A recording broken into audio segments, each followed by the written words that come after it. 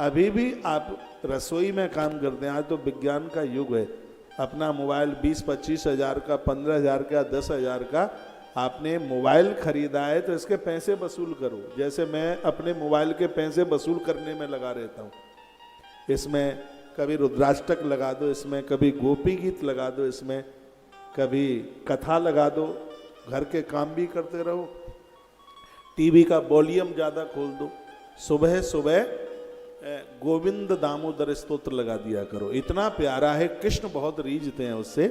अधरम मधुरम, ये कंठ कर लो, सुनो इसको, आनंद हो जाएगा। सुबह ही सुबह लगा दिया करो, शाम के समय रुद्राष्टक लगा दिया करो, शाम के समय में रुद्राष्टक। नमामि शमीशान निर्वाण रूपम विमुम व्यापकम ब्रह्म वेदस्वरूपम, विष्णु शेष नाम लगा दिया करो, आनंद हो जाएगा। मैं तो चाहता हूँ कि वृंदावन आपके यहाँ से 150 किलोमीटर 200 किलोमीटर दूर है, वह वृंदावन ही नहीं, आपका घर भी वृंदावन बन जाए, घर का इतना माहौल बढ़िया हो जाए, इतना सुंदर हो जाए। और जब बच्चों ये सब अपने घर में देखते हैं तो उन्हीं संस्कारों के साथ बच्चे बाहर भी चले जाएं तो गलत लोगों का फर्क प्रभाव उनके ऊपर नहीं पड़ता।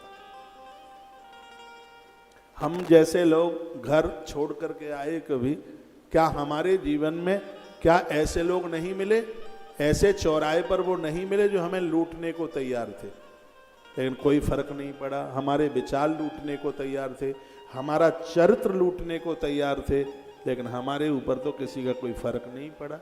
इसलिए नहीं पड़ा क्योंकि हम ऐसे कुनबे में से चल करके आए जहाँ संस्कारों को भगवान समझ करके पूजा की गई, जहाँ संस्कारों को माना गया, तो कोई फर्क नहीं पड़ा बिल्कुल भी।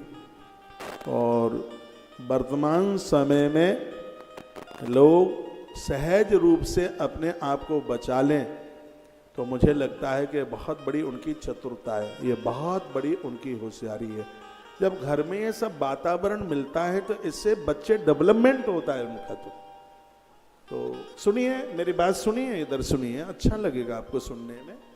मैं कृष्ण की बात कर रहा हूँ, कृष्ण तो बताएं योगी राज हैं कृष्ण, भगवान श्री कृष्ण।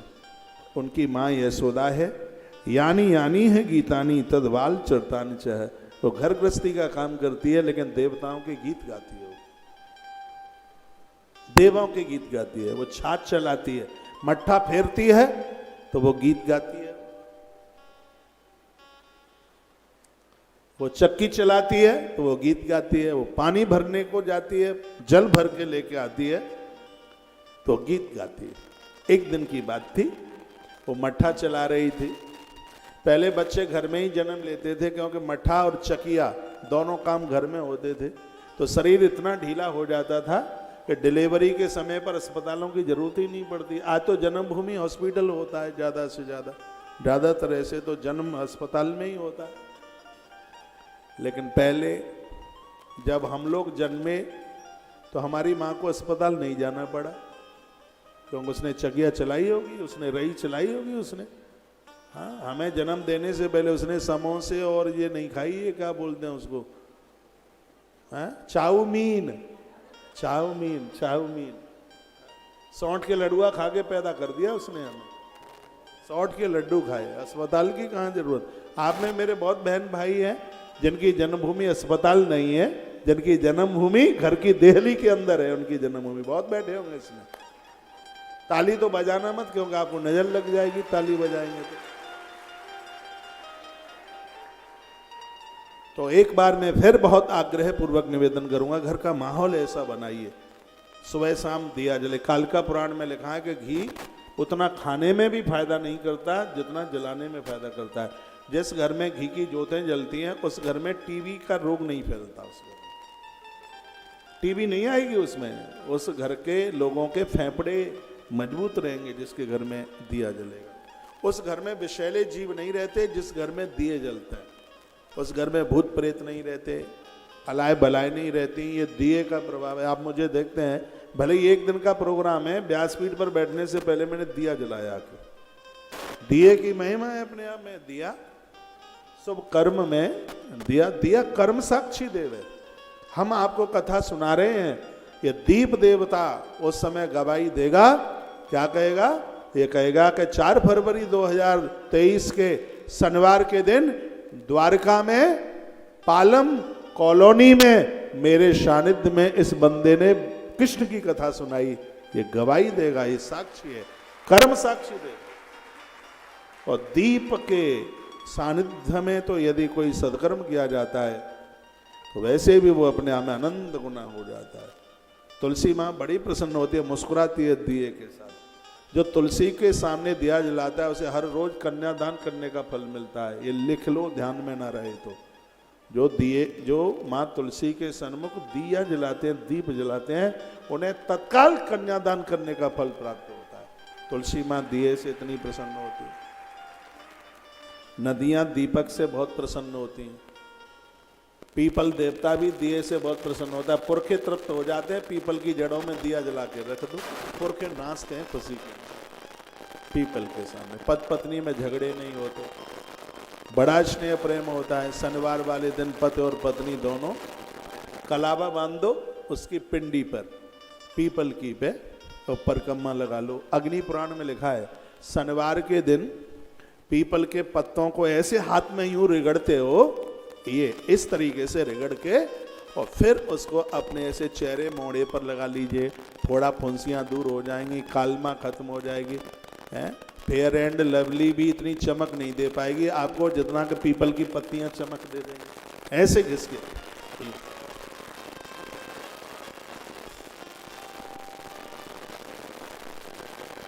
मैं करता हूं ऐसा, इसलिए आपके चेहरे से चमक कम नहीं है मेरे चेहरे पर। मैंने साबुन नहीं लगाया 8-7 महीने से, वैसे भी 5-4 महीने में एक आध बार लगा लेता हूँ। अब के तो ध्यान ही नहीं है, पता नहीं कब से नहीं लगाया। कभी चेहरे पर कोई लीपा पोती नहीं करी, भगवान की गद्दी पर बैठा हूँ, सत्य की जगह है ये। हाँ, साबुन कब से नहीं लगाया पता ही नहीं है, ध्यान ही नहीं रहा है। लेकिन कोई दिक्कत नहीं है, कोई परेशानी नहीं है, आनंद है। देह में से बदबू नहीं, सुगंधी आती है। तो आप ज्यादा रिगड़म रिगड़ा लगाएंगे साबुन तो इससे कोई चमक थोड़ी आएगी। ये तो बुढ़ापे में सुगड़ा हुआ चमड़ा दिखाई देगा। एक बार जयकारा बोलो भक्त वत्सल भगवान की जय हो। घर को इतना आनंदमय बना दो। मैं यशोदा माँ का चरित्र आपके बीच में रख रहा हूं। यानी आनी है गीतानी तदवाल चरतानी च तद निर्मंथे काली स्मृतिम तान्य गायेत। मैया दिए जलाती है, पीपल पूजन करती है। ब्रज में आज भी कर्मकांड को बहुत मानते हैं और अपने हाथों से प्रसाद बनाती है, भोग लगाती है। कौशल्या मैया भी यही करती थी। बड़ी सुंदर सुंदर चौपाई रामायण के बालकांड में आती हैं, लेकिन अभी मैं आपको राम कथा नहीं सुना रहा हूं, इसलिए वो चौपाई नहीं सुना पाऊंगा। मैया यशोदा भी कुछ ऐसा ही जीवन जी रही है। मैया मट्ठा फेर रही थी, उतने में ही गोविंद कृष्ण मैया के पास आए और रई पकड़ लिया के उन्होंने। कृष्ण की लीलाएं बड़ी अद्भुत लगती है। रई पकड़ लिया और कन्हैया ने कहा मां भूख लगी। पूरी दुनिया को मैया शब्द कृष्ण ने दिया। कहा मैया भूख लगी है। छोटे छोटे बच्चों को सुबह बहुत भूख लगती है, उन्हें दूध पिलाइए, उन्हें खिलाइए, बच्चे पौष्टिक रहेंगे। सुबह बच्चों को थोड़ा जल्दी चाहिए। सुबह जल्दी खाने पर डायबिटीज नहीं होती, ये याद रखिएगा जरूर। आजकल पुरुषों की अपेक्षा माताओं को मधुमेह ज्यादा हो रहा है। मैंने इसकी स्टडी करी है, इसलिए क्योंकि माताएं खान पान में बहुत लेट हो जाती हैं। सबको स्कूल भेजेंगी, ऑफिस भेजेंगी, इनको 12-12, 1-1 बज जाता है, पेट में कुछ नहीं जाता। ज़्यादा भूखे रहने से भी मधुमेह बढ़ता है। इसलिए हमारे संत कितने समझदार थे। उन्होंने क्या कहा था, सतम व्याय भोक्तव्यम, 100 काम करने से पहले भोजन करो। ये तो अच्छा लग रहा होगा प्रवचन, हाँ? 100 काम करने से पहले भोजन करो। लेकिन संतों ने यह भी कहा कि 1000 काम करने से पहले स्नान करो। संतों ने यह भी तो कहा था, कोटिम तक्ताम, करोड़ काम करने से पहले भगवान का भजन करो। बहुत लोगों के पूजा पाठ 11 बजे तक नहीं हो पाते। 12 बजे तक नहीं हो पाते। संकल्प ले लिया है, बिना पूजा के कुछ खाएंगे पिएंगे नहीं। दूध लेने से कोई संकल्प नहीं टूटेगा, पानी पीने से कोई संकल्प नहीं टूटता। चलो ठीक है, अन्न मत लीजिएगा। और आपको, आपकी पूरी गृहस्थी आदमी है, आपको टाइम तो लगता है, सब संभालना होता है, उतना टाइम पर नहीं होता। तो एक छोटा सा सूत्र मैं आपको दे देता हूँ। जल्दी जल्दी में आपके मंदिर में गणेश जी हों, बस उन्हें डुबका के पानी में, उनके ऊपर चंदन पोत पात करके उन्हें रख दो, फिर अपने घर में काम में लग जाओ। जो भी उनको बाहर भेजना है उन्हें आप भेज दो, दिया जला दो, गणेश जी को नला करके उन्हें भेज दो, बच्चों को भेज दो, फिर थोड़ा सा आप कुछ ले लो, उसके बाद में फिर पूजा में बैठ जाओ, कोई दिक्कत नहीं है। फिर पूजा में बैठ जाइए। थोड़ा सा चाय लेते हो तो चाय ले लो, 40 से पहले चाय नुकसान करती है, तो फिर उसके बाद में तो हाँ, जिनको जोड़े का दर्द है, मैं आजकल एक दवाई देता हूँ जॉइंट की दर्द की। मुझे एक ऐसा फॉर्मूला मिल गया है, बागभट्ट के ग्रंथ में महात्मा बागभट्ट ने 7000 सूत्र लिखे, तो उसमें से कुछ सूत्र मुझे ऐसे मिल गए हैं। एक डायबिटीज का मिल गया है और एक मिल गया है इसका, जो चोटी से लेके तलवे तक जहाँ का भी, पूरी बॉडी का कहीं का भी दर्द हो, ऐसे होता है छूमंतर। मैं 5-4 महीने से दवाई बांट रहा हूँ, लोगों को दे रहा हूँ, और लोगों को इतना फायदा मिला है। लेकिन फायदा उनको ही मिल रहा है जिन्होंने चाय छोड़ दी और खटाई छोड़ दी है। साहब बैठ नहीं पाते थे, जकड़ गए थे। कल मैं आश्रम में था, कानपुर से कोई सज्जन आए थे, वो कार्तिक में भी ऐसे आए थे, ठेठ आए बिल्कुल, जैसे सेवा कुंज निधिवन के पेड़, वो भी ठेठ आए हैं बिल्कुल ऐसे। ऐसा आया आदमी, बिल्कुल एकदम मिठा उठाया। और मैंने कल उनको देखा, वो एकदम ऐसे, और वो ऐसे चल रहा था। मैंने कहा भैया, मुझे तो ध्यान भी नहीं था कि मैंने इनको दवाई दी है कार्तिक में, लेकिन इतना मुझे ध्यान था कि आदमी बड़ा परेशान था और इसका शरीर जकड़ा हुआ था, और ये कार्तिक में आया था। मैंने कहा भैया तुम तो, क्या हुआ, बहुत अच्छे दिख रहे हो। आंख में आंसू आ गए। बोले महाराज जी, आपने दर्द की एक डिब्बी दी थी, अब वो खत्म हो गई है, मैं 50% में ठीक हो गया हूँ, और द्वारा से मैं दवाई लेने के लिए आया हूँ। हमें ये आशीर्वाद मिल रहा है प्रकृति का, आप जनों का ये आशीर्वाद ये मिल रहा है। ये चाय फायदा करती नहीं है, ये नींद नहीं आने देती, सोने नहीं देती, भूख नहीं लगने देती। भूख नहीं लगेगी, डायबिटीज हो जाएगी। पेट में खाना नहीं जाएगा, डायबिटीज हो जाएगी। तो आप समय से आप कुछ ले लें, कुछ खा लें, समय से ले लें। कुछ चीज़ें ऐसी हैं जिनमें तामसीपन है, उसको कम कर दीजिए, मसाले कम लीजिए। ज़्यादा मसाला शरीर में गांठ बना देता है, और गांठ कैंसर का रूप धारण कर लेती है। मसाले में साधारण तरीके से, यदि भोजन में बाल निकल आया, उससे बॉडी में गांठें हो जाती हैं। इसलिए कहा जाता है कि भोजन बनाते समय नारी का मस्तिष्क ढका हुआ होना चाहिए। ये बाल इतना खतरनाक है, रोटियों के साथ, भोजन के साथ मिलके पेट में चला गया तो ये बॉडी में गांठ बना देता है, और वो गांठ कैंसर का रूप धारण कर लेती है। चलो, गलत खान पान से तो ये रोग फैलता ही है, लेकिन उसमें एक ये भी है, तो अपने खान पान का ध्यान रखिएगा। थोड़ा सा सुबह ले लें, जल्दी ले लें। गर्म पानी बहुत स्वास्थ्य के लिए लाभदायक है। सुबह गर्म पानी, दोपहर में थोड़ी छाछ, रात्रि को 1 गिलास या दूध मिल जाए, व्यवस्था हो जाए तो। चाय कम कर दीजिए, रिफाइंड बिल्कुल घर से बाहर निकाल दीजिए। तुलसी वन आश्रम ने रिफाइंड पर बैन लगा दिया है, क्योंकि यह लोगों को परेशान करती है रिफाइंड। मैदा की ज़्यादा चीज़ें मत खाइए, भुरुक भुरुक करके समुद्री नमक है वो मत खाइए ज़्यादा। और मैं बहुत दोनों हाथ जोड़ करके कहूँगा, कुकर की दाल ज़्यादा प्रयोग में मत लीजिए। पेट में गैस इसी से बन रही है, और ये गैस की बीमारी है, इतनी खतरनाक है, इससे ब्लॉकेज आ जाते हैं, इससे हार्ट अटैक की बीमारी हो जाती है, हार्ट दौड़ा पड़ जाते हैं। इसलिए इसको कम कीजिए। आप पतीले में आप दाल बनाते हैं तो उसके नीचे आपने मिट्टी लगाई है, उसके नीचे कढ़ाई के नीचे मिट्टी लगाई है, और उसमें दाल बनाई गई है, वो बहुत ज़्यादा स्वास्थ्य के लिए लाभदायक है, बहुत फायदेमंद है। 15 दिन में एक बार आप हरी मेथी की पत्तियाँ, 15 दिन में एक बार आप मेथी दाने की सब्जी बना के खाइए। मैं वो सूत्र आपको निवेदन कर रहा हूँ कि मधुमेह से आप बच जाएंगे, इस भयंकर बीमारी से बच जाएंगे। और अभी मार्च के आधे महीने तक यानी 15 मार्च तक तो इन दिनों में तो मेथी बहुत फायदा करती है। गर्मियों के समय में ज़्यादा मेथी ले ली तो उससे आंख की जोत चली जाती है। ज़्यादा मेथी ना ले। मेथी कितना पानी में डाल के, जितनी आपकी उम्र है उतना ही दाना।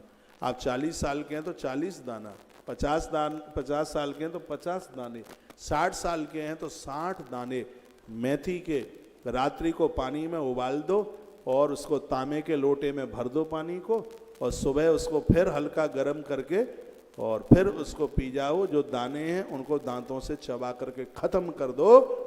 3 महीने में आपकी डायबिटीज जड़ से खत्म हो जाएगी। करके तो देखिए आप। लेकिन 2 दिन करोगे, 4 दिन छोड़ दोगे, फिर गिन के हमें बता दोगे कि 3 महीना हो गए, तो वो नहीं चलेगा। एब्सेंट ना हो उसमें। हाँ, उसको दवाई के तौर पर ले रहे हो तो एकादशी को भी लोगे तो व्रत खंडित नहीं होगा, क्योंकि औषधि में व्रत खंडित होता ही नहीं। आप अपने स्वास्थ्य का ध्यान। तो 1000 कामों को करने से पहले भगवान का भजन, 100 काम करने से पहले बढ़िया स्वास्थ्य चाहते हैं तो खान पान का तो ध्यान हो। ऐसी चीजें मत लीजिए जो स्वास्थ्य को ठीक नहीं है। भिंडी की सब्जी है, उड़द की दाल है, कुछ ऐसी चीजें हैं जैसे रोज अरबी खाना, रोज का तो आलू भी ठीक नहीं है। तो हाँ, आलू में एक बात तो है, आलू कैल्शियम की पूर्ति करता है। आलू खाने से घुटनों में दर्द नहीं होता। ये जो जॉइंट का दर्द है तो वो नहीं होता, लेकिन उसको मात्रा में यदि उसको ज़्यादा लिया जाएगा तो वो ज़्यादा ठीक नहीं। दही मट्ठा के साथ आलू फायदा करता है। उसको तो डायबिटीज के भी मरीज ले लेते हैं तो वो असर नहीं दिखाता। आप ज़्यादा तला हुआ कोई भी पदार्थ खाते हैं, ज़्यादा मसाला खाते हैं आप, वो स्वास्थ्य के लिए कभी भी लाभदायक हो ही नहीं सकता। तो मैं आज आपके बीच में हूँ तो मैं आपके थोड़ा खान पान के बारे में भी बात करता हुआ मैं आगे बढ़ता हुआ जाऊँ। ईश्वर के साथ जुड़ने पर बहुत आनंद। हम लोग बड़े मस्तमय जीवन, जिम्मेवारियां आपसे ज़्यादा है।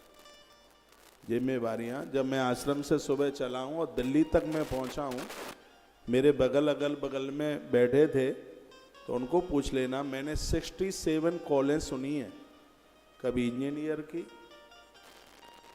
कभी सरिया वाले फैक्ट्री से, कभी सीमेंट वाले की, कभी किशनगढ़ से पत्थर वाले की, कभी सर मथुरा से पत्थर वाले की।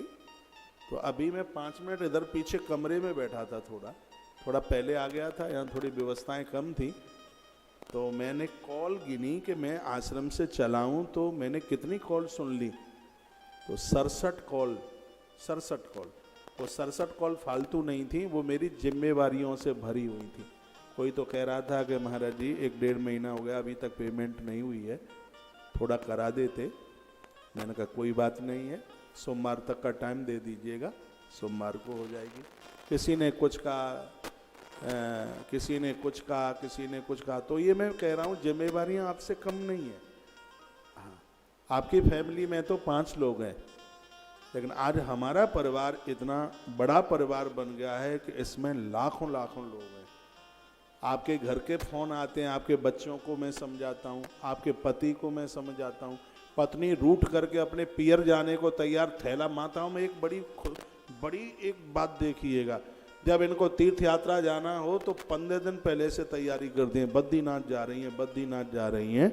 और जब ये रूठ जाएं तो इनको थैला लगाने में 5 मिनट नहीं लगती पियर जाने के लिए, हाल ही समेट लेती हैं सगरा। तो मेरे पास ऐसे, एक बार जोर से ताली बजाओ बहनों के लिए।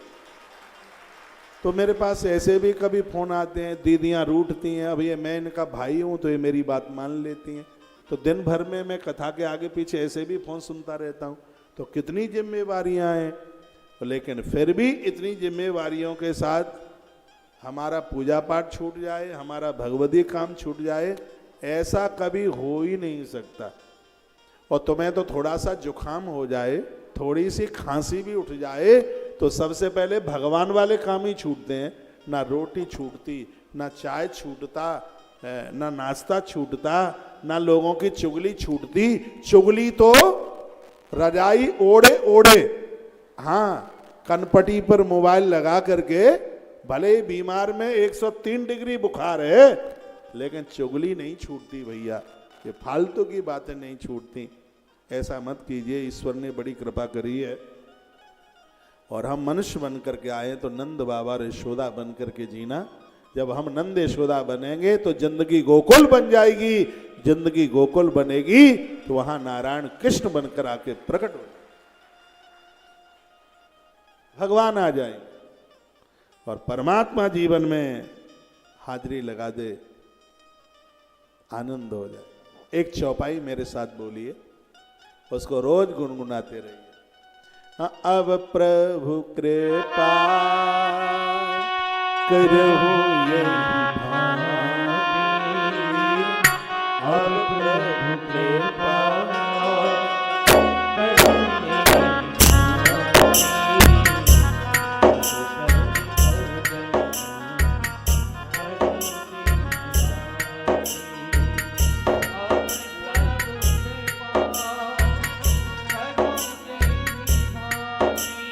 भावी,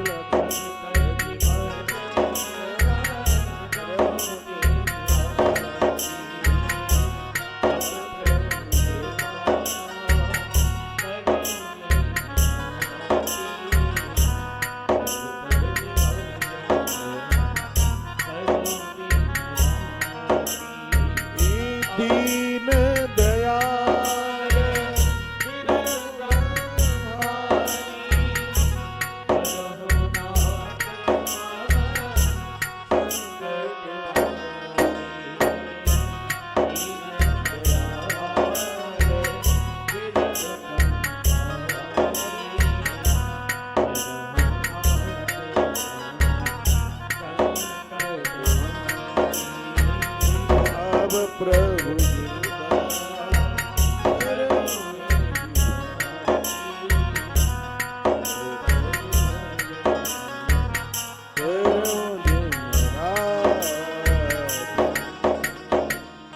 भगवान को प्रार्थना कीजिए, कहिए भगवान मैं आपसे जुड़ा रहा हूं, आपका स्मरण बना रहे,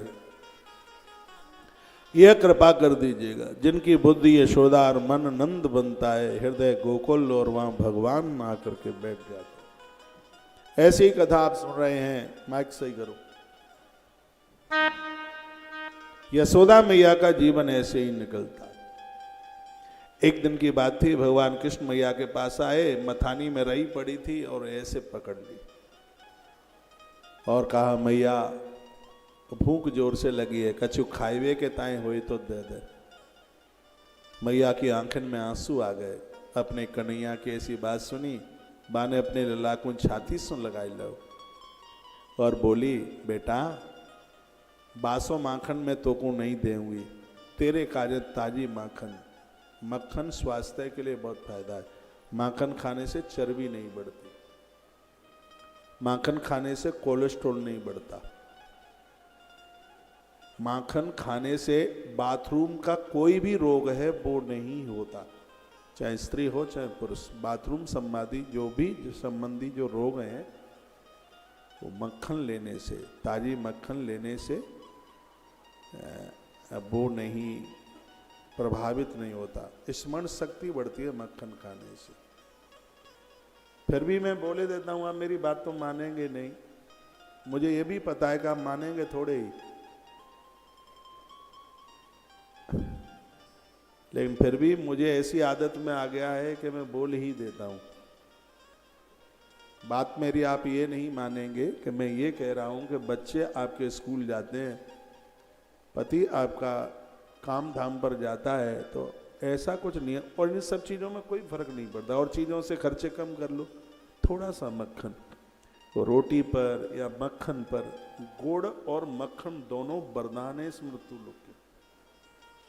गुड़ और मक्खन, गुड़ खाने से कोई डायबिटीज नहीं पनपती, हमने लोगों पर प्रयोग करके देखा।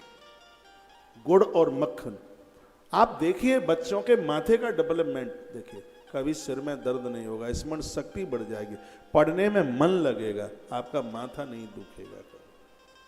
अब मैं तो बाहर रहता हूँ, आश्रम में रह नहीं पाता, मन तो बहुत होता है मक्खन के लिए।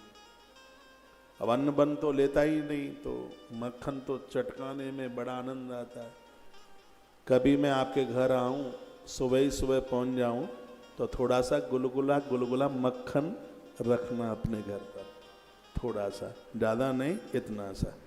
कभी भी किसी के घर आ सकता हूँ, मुझे बुलाने की ज़रूरत ही कहाँ है, हम तो ऐसे ही आ जाते।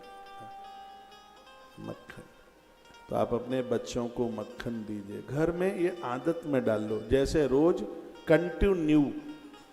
और आपके घर में चाय जैसे बनती है वैसे ही मक्खन। आसपास में कहीं गौशालाएं हों, भले ही दूध थोड़ा महंगा आ जावे, दूध आप गौशालाओं से ही मंगाइए, वो भी देसी गाय। वरदान है मृत्यु लोक का, सिगरे देवता इस गैया में बसते हैं। आसपास कहीं गौशालाएं हों, ये पॉलीथिन का दूध बंद कीजिए, इसमें यूरिया आता है, वो खाद यूरिया केमिकल सब उसमें पड़ा हुआ, बहुत नुकसान है। मैं एक गांव में कथा कर रहा था, पुरानी बात है, मैंने एक दूधिया को यूरिया और रिफाइंड उसमें घोलते हुए देखा, मेरी तो भरती पाम के नीचे लगी। क्या क्या वो उसमें दूध की फैट बढ़ाने के लिए गंदे पोखरों का पानी डालते हैं उसमें, उससे उसकी फैट बढ़ जाती है दूध की, पोखरिया का, जिसमें भैंसें लोरती हैं। ये दूध गांवों में ही होता है। आज लोग पाप करने में चूकता नहीं है, उसे पैसा चाहिए, जो हो सो हो। आप गौशालाओं में आसपास, दिल्ली के आसपास तो बहुत गौशाला है, 2 4 5 तो मैंने भी देखी हैं। भले ही 2-5 रुपया 10 रुपया ज़्यादा महंगा आ जाए दूध, वो पैसा गौशाला को काम में आ जाएगा, और आपको वहाँ से दूध नहीं, आपको वहाँ से समझ लो अमृत प्राप्त हो रहा है। तुलसीवन आश्रम बहुत जल्दी, क्योंकि दिल्ली दूर नहीं है, बहुत बड़ी तादाद में दिल्ली के लोगों को दूध पहुंचाने की व्यवस्था में बहुत जल्दी तैयार कर देगा, और पैसा उतना ही लिया जाएगा जितने में उसके बस खर्चे से पूरे हो जाए, कोई बिजनेस व्यापार नहीं है। तुलसीवन आश्रम में जो घी बनता है, जिस हिसाब से बनता है, मैं छाती ठोक के कह सकता हूँ, बच्चे को जन्म देने से पहले 20 दिन यदि कोई नारी ने वो घी ले लिया तो बच्चे का जन्म अस्पताल में नहीं, बच्चे का जन्म घर में होगा, बच्चे को कोई बीमारी नहीं होगी। अब हम इसी काम को करने में बस जुट गए हैं, लग गए हैं कि दिल्ली नज़दीक है, और जहाँ जहाँ ये पॉलीथिन के दूध चल रहे हैं उसके लिए, और हम इस व्यवस्था में, अब तो हम ऐसी भी व्यवस्था में, गैया तब बचेगी, हम किसानों को ऐसी व्यवस्था करेंगे कि भैया तो ये गैया रख तू अपने पास, ये लत जाए, दूध देना बंद कर दे, तब हमारी गैया हमें दे देना, जब तक गैया वो दूध दे रही है उसका तू पी। अरे तो ये जर्सी बरसी से तो ये लोग बच जाएंगे कैसे भी। हमें एक बार पूज्य विजय कौंसल जी महाराज जी आए थे गौशाला के उद्घाटन में, और वो मुझे बड़ा अच्छा सुझाव दे के गए। वो बोलते हैं कि महाराज जी ठीक है, गायों की सेवा होगी, बहुत अच्छी बात है, लेकिन इतनी बड़ी गौशाला बनाने के लिए जा रहे हो, इस गौशाला के द्वारा दूध की नहरें उमड़नी चाहिए, लोगों के काम आवे, और उसी के ऊपर काम करने के लिए जा रहे हैं। तो मैंने एक छोटी सी बात आपके बीच में रखी गई है, वो है कि अपने नित्य के भोजन के कार्य में थोड़ा सा मक्खन और थोड़ा सा गुड़ ये जोड़ दीजिए,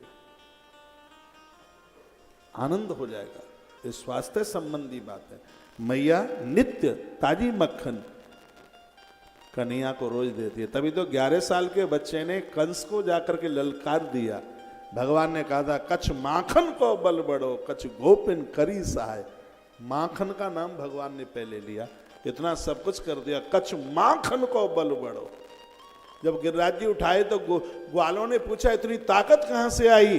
कृष्ण कहते हैं कछ माखन को बल बढ़ो, कछ गोपिन करी सहाय, और राधे जू की कृपा से गिरवर लिया उठाए। भगवान को, राधे जू की कृपा, इष्ट की कृपा, भगवान की कृपा। तो एक अपना आहार ठीक कीजिएगा और भगवती कृपा का अनुभव कीजिए। आप चाहे कुछ भी कर देंगे, कुछ भी आपसे हो जाएगा। तो मुझे विश्वास है कि ये बात मेरी मानी जाएगी और आपके घर में मक्खन का आविष्कार होगा। आप बच्चों को, परिवारिक जनों को आप मक्खन देंगे, इससे स्मरण शक्ति बढ़ेगी इससे, और इससे अंदरूनी जो बीमारियां हैं, बाथरूम संबंधी जो बीमारियां हैं, वो सब समाप्त हो जाएंगे। वो इतना बड़ा इसका प्रभाव है। तो मैया ने कन्हैया को कहा, बेटा मैं अभी ताजी सौ में माखन निकाल रही हूं, तब तक तू मेरी गोद में बैठ जा। पहले तो माताएं गोद में बच्चे को बैठा करके चकिया चलाती रहती थी, कंधे पर पीछे बैठा करके रही चलती रहती थी। बेटा पीछे कंधे पर ऐसे मैया को गर्दन के आगे हाथ से ऐसे पकड़े और वो रही चलाती है। तो कन्हैया ने कहा, मैया मुझे आज तेरा दूध पीनो है। और कृष्ण माँ का दूध पीने लगे। माँ के दूध में बड़ा प्रभाव है। कान के ऑपरेशन रुक जाते हैं, माँ की छाती का दूध कान में पहुंच जाए तो। ऑपरेशन, कान का पर्दा फट गया होगा तो वो जुड़ जाएगा। कान में कितना भी दर्द हो, कान में कितनी भी तकलीफ हो, नारी की छाती का दूध कान में 2 बूंद भी चला जावे, कान ठीक हो जाएगा।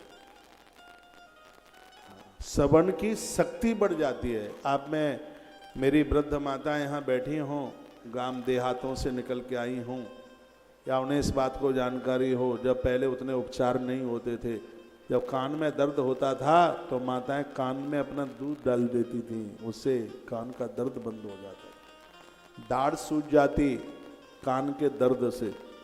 और मैं निवेदन करना चाहूँगा, उनके दांत जल्दी नहीं गिरेंगे जिनके कान में मात शक्ति का दूध पहुँचाए, जिनके कान में देसी घी की कुछ बूंदें। मैं हफ्ते में 1 बार अपने कान में और नाक में देसी घी की 2-2 बूंदें डालता रहता हूँ, क्योंकि मैं साउंड के बीच में ज़्यादा रहता हूँ। और उससे कानों को बड़ी मजबूती मिलती है। छोटी छोटी बातें, ऐसा नहीं है कि इसमें कोई बहुत ज़्यादा धन खर्च होता है, बस करना ही तो है, करना है। तो माँ ने अपना दूध कन्नू को जैसे ही पिलाना शुरू किया, कन्हैया माँ का दूध पीते हैं, बड़ा आनंद हो रहा था। एक पद्मगंधा नस्ल है, गाय की एक नस्ल है, हमारे यहाँ एक गैया है पद्मगंधा नस्ल की। आज तो 19 नस्ल की गाय हैं, जो कि इस समय दुनिया की सबसे पहली गौशाला बन गई है इस रिकॉर्ड में, जहाँ एक ही गौशाला में 19 नस्ल की देसी गाय हैं। इस समय दुनिया की सबसे पहली गौशाला है इस मामले में, 19 नस्ल की गैया है। जर्सी कोई है नहीं, 19 नस्ल है। उसमें एक नस्ल है पद्मगंधा, जिसका दूध भगवान कृष्ण पीते थे।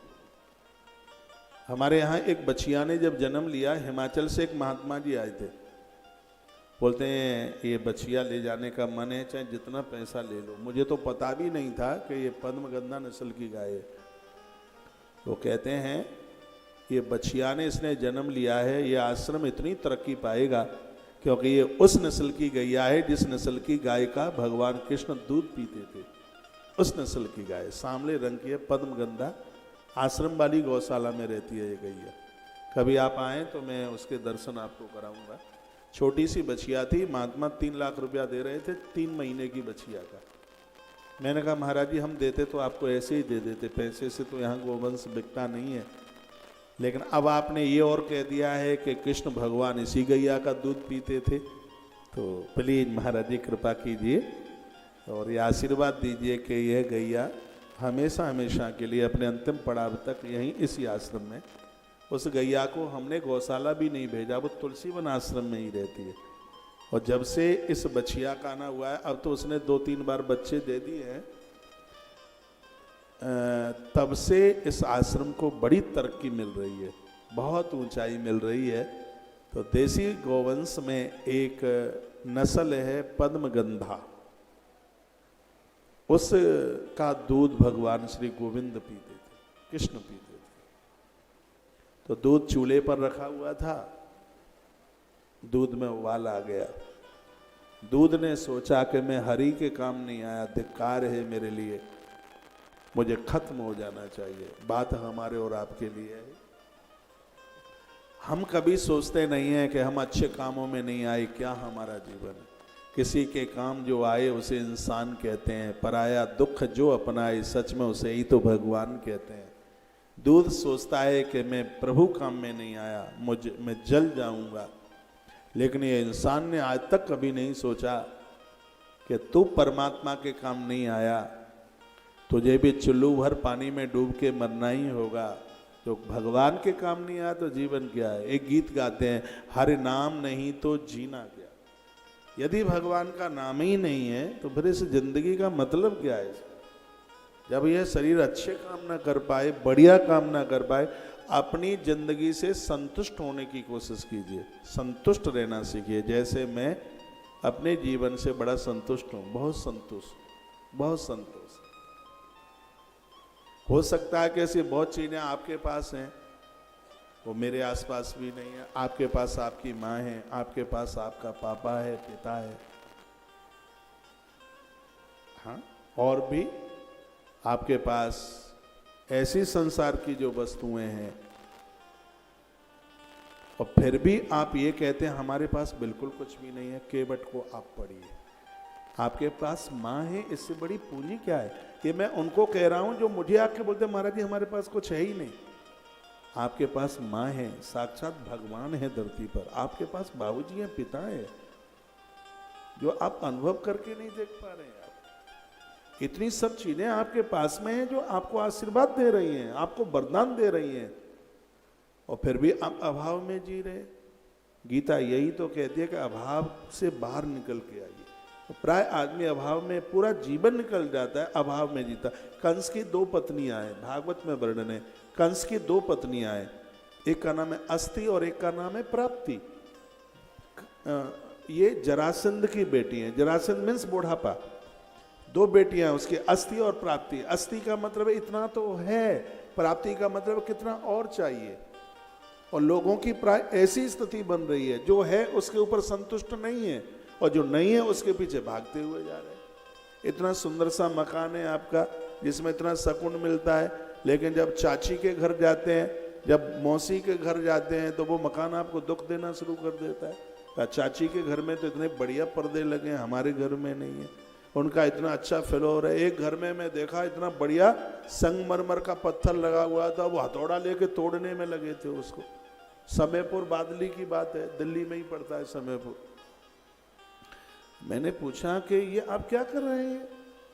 बोलते हैं इसको तोड़ रहे हैं। मैंने कहा क्यों। का जैसा हमारे मौसी के घर में लगा है, मौसी के बेटों ने लगाया है, वैसा नहीं है, वैसा ही लगा करके छोड़ेंगे। मैंने कहा आदमी पागल हो गया बिल्कुल। इतना सुंदर, और उन्होंने वो फर्श बोट डाला उसमें, आदमी इसी में लगा हुआ है बिल्कुल। अस्थि इतना है, प्राप्ति कितना और चाहिए। इसी में आदमी बूढ़ा हो रहा है, इसी में वृद्ध हो रहा है, इसी में खत्म हो रहा है। आया था हरि भजन को, ओटन लगा कपास। क्या किया, 2-4 जमूड़े बनाकर पैदा कर दिए बच्चे, बस उनको पढ़ा लिखा दिया, उनकी शादी शुदी कर दी, अब अपना मरगट का नंबर आ गया। क्या किया है, लुट गया बाजार में सब कुछ, ले गए लोग लूट करके। ये तो ऐसे ही हाथ हिलाते हुए झड़ाते हुए रह गया अपना कपड़ा, कुछ नहीं मिला इसको। इस संसार में आया कोरा, बिल्कुल कुछ नहीं मिला। आया था हरि भजन को, ओटन लगा कपास। आया तो बहुत कुछ प्राप्त करने के लिए था, लेकिन उसके हाथ मुट्ठी कुछ भी नहीं लगा। अभी भी मौका है, अभी भी सावधान होकर के जीवन जीना है। ऐसा जीवन जीना, प्रकृति हमारे लिए तालियां बजाए, ऐसा जीवन जीने की जरूरत। बचा खुचा जीवन दुनिया को तो प्रसन्न नहीं कर पाए, बचा खुचा जीवन है, भगवान को दे दीजिए, परमात्मा राजी हो जाएगा। भगवान को रिझाने का सूत्र यह नहीं है आप माला लेकर के बैठ जाएं, मैं इसके पक्ष में बिल्कुल नहीं। हाँ, माला पकड़िए, भजन कीजिए, लेकिन पूरे दिन माला ही पकड़े रहें तो घर के लोग कहेंगे मीरा घर में आ गई है, कौशिक महाराज ने नाक में दम कर दी, ऐसी 33 महीने से कथा सुनाई है, हमारी घर की स्त्रियों को बाबा भाई और बना दिया। तो आप माला लेकर के बैठ जाएं और उधर बस हॉर्न मारे बच्चे को ले जाने के लिए, तो ऐसी माला से तो ऐसी माला तो भाला बन जाएगी फिर। हाँ, घर में कुश्ती होगी, झगड़े होंगे, घर का सिस्टम बिगड़े नहीं और आपका भजन पूरा हो जाए। हम भी तो ऐसा ही तो करते हैं, सिस्टम कोई बिगड़ने नहीं देते। क्या हम भजन नहीं करते, क्या माला नहीं घुमाते, क्या जप नहीं करते, क्या पूजा पाठ नहीं करते, सब करते हैं। लेकिन सिस्टम को नहीं बिगड़ने देते। ये कथा घर में युद्ध करने के लिए नहीं है, घर में सामंजस्यता, सब एक दूसरे के लिए जीवन जिए।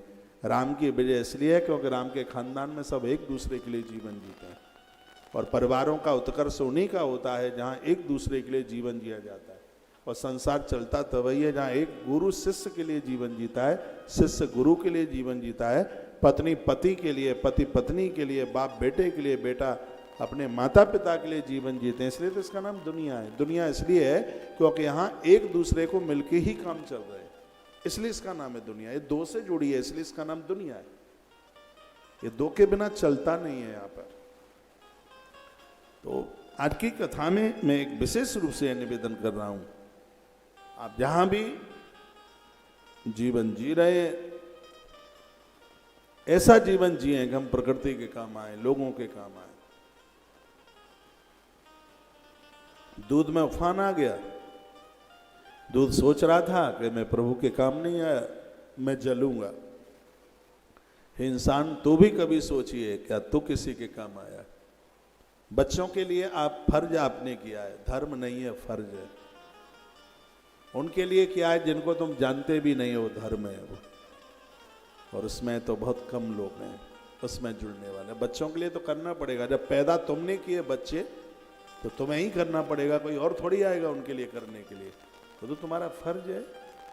बहुत लोग हमें कहते हैं महाराज जी हमने सब बच्चों को अलग अलग मकान बना करके दिया, हमने बच्चों को इतना पढ़ा दिया, हमने बच्चों के लिए इतना कुछ कर दिया, तो किसी पर एहसान कर दिया? बच्चे तो आपके थे, आपने अपने बच्चों के लिए करके आपने फर्ज अदा किया, आपने फर्ज पूरा किया। तो ये तो किसी को गुनगुनाने की जरूरत ही नहीं है, वो तो तुम्हें करना था, वो तो तुम्हारा फर्ज में था, तुम्हारे कर्तव्य में था, तुमने किया। लेकिन 70 के होने के बाद भी अभी मुर्गा मुर्गी बन करके और अभी सुई में लगे हैं, तो इसको कहते हैं मोह। इसका नाम है मोह। बत्ती सी गिर गई है, टपक गए हैं दांत, आंख में जाला, नाक में नाला और लाठी से पाला, तो भी अभी जागे नहीं है। ये फर्ज वर्ज सब पूरे हो गए हैं, अब कुछ ऐसा जीवन जीने की जरूरत है जिसमें यह लोग वो परलोक ये सब सुधर तो तब होगा। कुछ ऐसा जीवन जिया जाए, एक मस्त मौला जीवन, बिना टेंशन के, बिना चिंता के।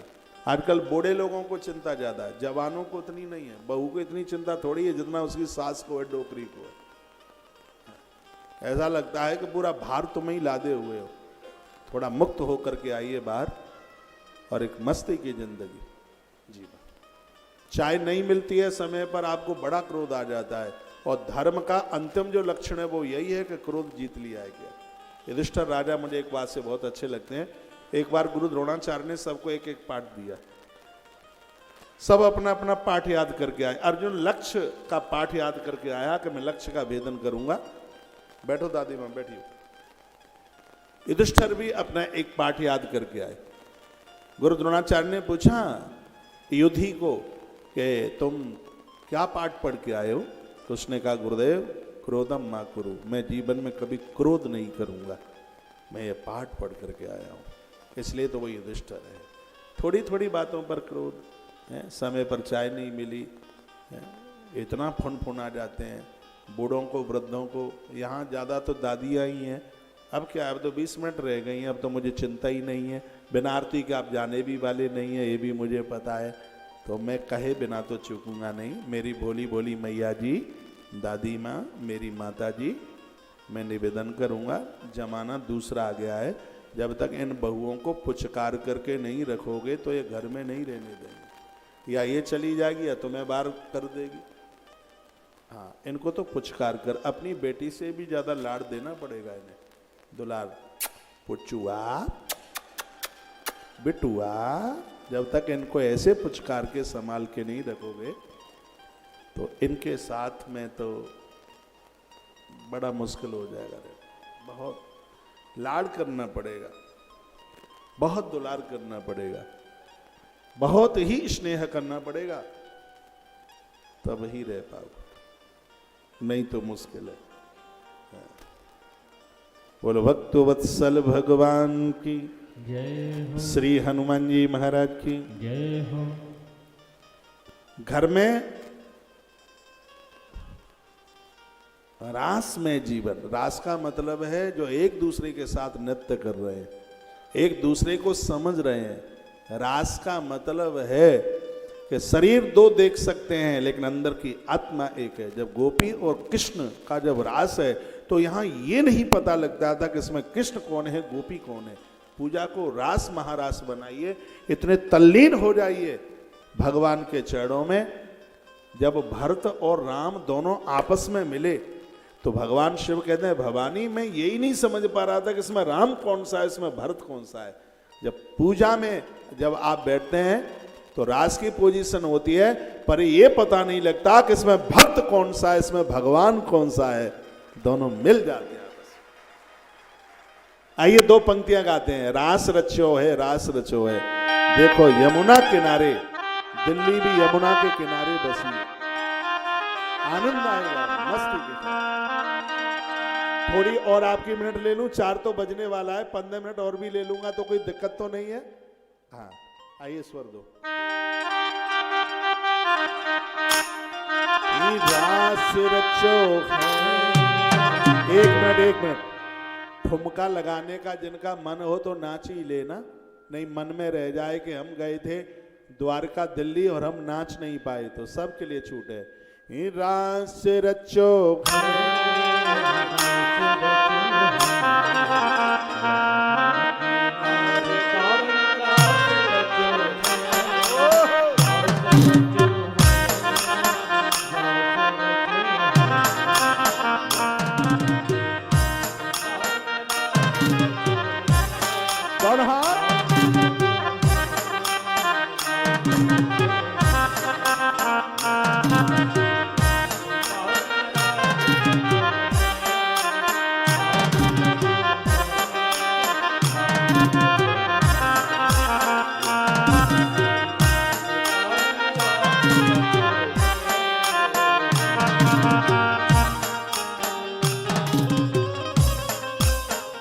एक बार दोनों हाथ ऊपर।